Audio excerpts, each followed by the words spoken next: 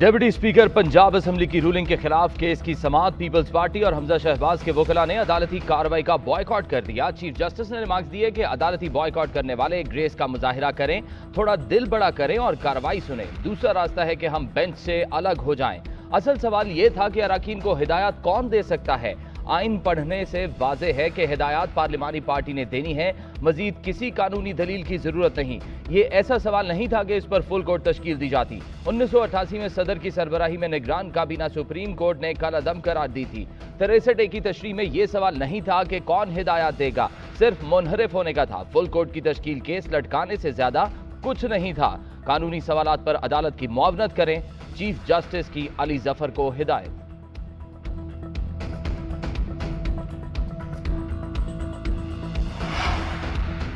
मेरे साइल ने मुझे केस का हिस्सा बनने से रोक दिया। डिप्टी स्पीकर दोस्त मजारी के वकील इरफान कादिर की सुप्रीम कोर्ट के बाहर मीडिया से गुफ्तगू।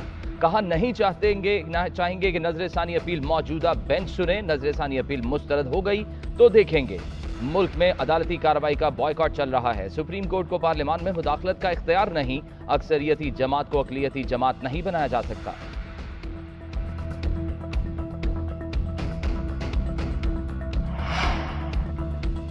चेयरमैन तहरीक इंसाफ इमरान खान ने पार्टी रहनुमाओं का अहम इजलास तलब कर लिया। मुल्क की सियासी सूरत हाल पर तबादला ख्याल किया जाएगा। इजलास में तहरीक इंसाफ की आइंदा की हिकमत अमली तय की जाएगी। इत्तेहादी जमातों के बॉयकॉट के बाद के लाहे अमल पर भी गौर किया जाएगा।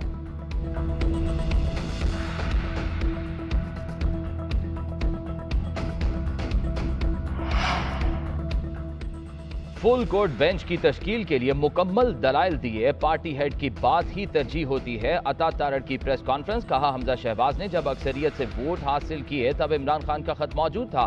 इमरान खान ने पार्टी सरबराह के तौर पर वोट परवेज इलाही को देने की हिदायत की। 63 के तहत 20 सीटों पर इलेक्शन हुए।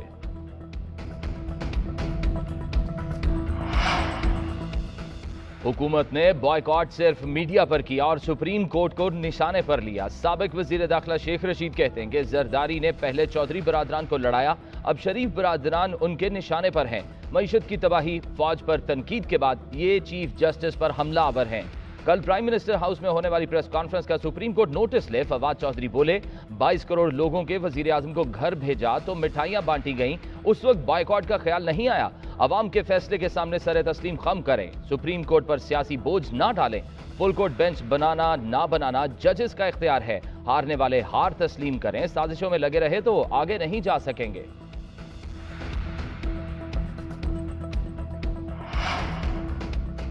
पीडीएम बॉयकॉट के फैसले पर कायम है। बॉयकॉट होता है काम शुरू होने से पहले। दरमियान में कौन बॉयकॉट करता है? मोनस इलाही की सुप्रीम कोर्ट के बाहर सहाफियों से गुफ्तगू। 9 एमपीएस के साथ अदालत पहुंच गए। कहा पार्लिमानी पार्टी के किसी रुकन को चौधरी शुजात का खत नहीं मिला। ऐन वक्त पर डिप्टी स्पीकर ने लहराया।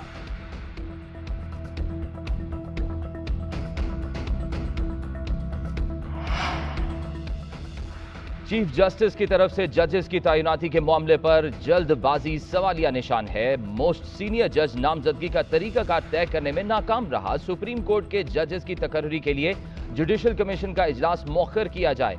जस्टिस काजी फाइज ईसा ने चीफ जस्टिस उमर अता बंदयाल को खत लिख दिया। लिखा कि जजेस की तैनाती से पहले मिल बैठकर तय करना होगा आगे कैसे बढ़ना है।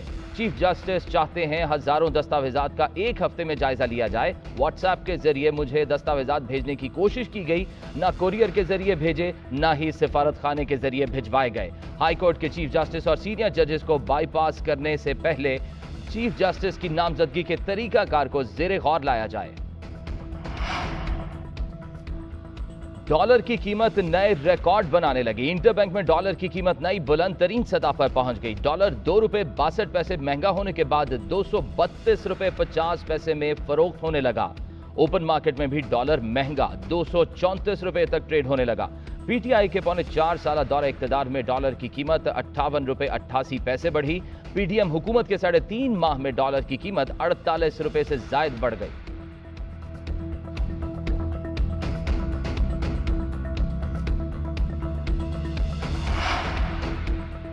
वजीर आजम शहबाज शरीफ की शेख अहमद नवाफ अस-सबाह को कुवैत का वजीर आजम बनने पर मुबारकबाद। कहा, पाकिस्तान और कुवैत के बरादराना ताल्लुकात मजीद मुस्तहकम करने के लिए मिलकर काम करेंगे। पाक कुवैत ताल्लुकात की जड़ें मुश्तरका इक़दार और मुफादात में हैं।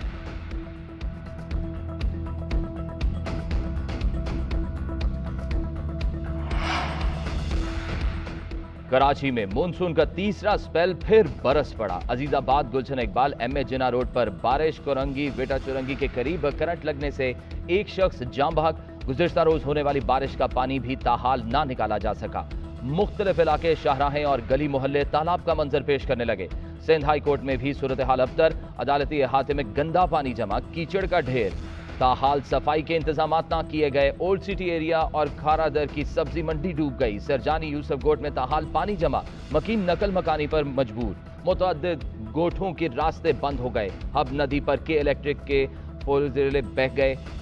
महकमा मौसमियात के मुताबिक शहर में मौजूदा सिस्टम के असरात 27 जुलाई तक जारी रहेंगे। 30 जुलाई को कराची में नए मानसून की एंट्री मुतवक्के है। और गॉल टेस्ट पाकिस्तान के हाथ से फिसलने लगा। तीसरे दिन श्रीलंका की दूसरी इनिंग्स में बैटिंग जारी। 147 रन के खसारे में जाने के बाद पाकिस्तान ने 47 रन पर 2 विकेटें हासिल की। नसीम शाह और यासिर शाह का एक एक शिकार। पाकिस्तान को मैच जीतने की उम्मीद बरकरार रखने के लिए जल्द विकेटें दरकार। पहली इनिंग्स में पाकिस्तानी टॉप ऑर्डर नाकाम रहा। आगा सलमान के अलावा कोई जमकर न खेल सका। कप्तान बाबर आजम 16 रन बनाकर आउट हो गए।